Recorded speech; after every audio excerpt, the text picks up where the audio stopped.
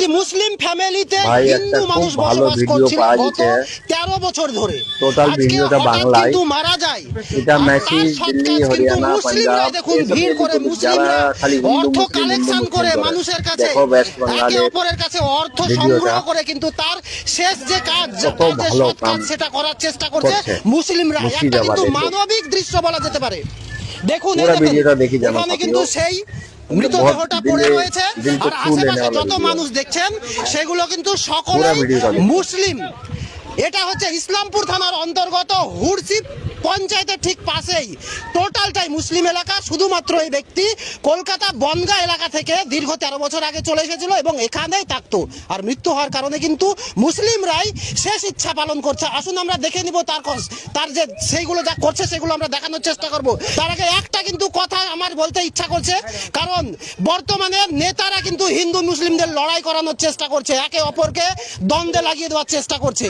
আসুন আজকে দেখে যান মুর্শিদাবাদে কি একটা মানবিক দৃশ্য।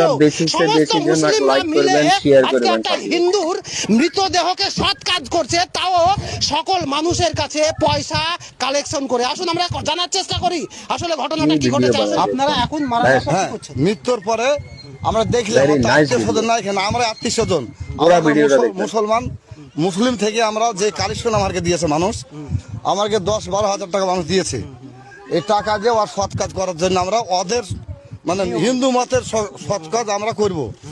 যদি কেউ আছে 11 জন একটু 1 মাইল দূরে আছে আর ওদের কিছু লোক আছে, তারা যদি 2 জন আছে কি ভালো হয়। তারা আমরা তো জানি না সে কিভাবে করতে হয়, সেটা তো আমাদের জান না। আমাদের ধর্ম আমাদের জানা আছে, ওদেরকে আগে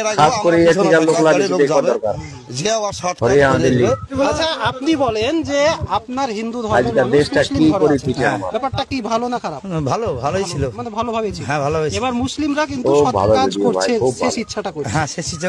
আপনি কিভাবে দেখছেন? আমি এটা ভালো চোখে, মানে খুবই মানে আনন্দের মধ্যে, মানে কারণ একটা মুসলিম বাড়িতে ছিল তবু ওরা আমাদেরকে ডেকে নিয়ে সে কাজ সামনে নিয়ে ওরা করছে। একটা প্রশ্ন করব যে রাজনীতিক নেতারা কিন্তু বড় বড় নেতারা হিন্দু মুসলিমকে লড়ানোর চেষ্টা করছে, এটা কি চোখে দেখছেন? ওই ধর্ম রাজনীতি আমরা ভাবি না।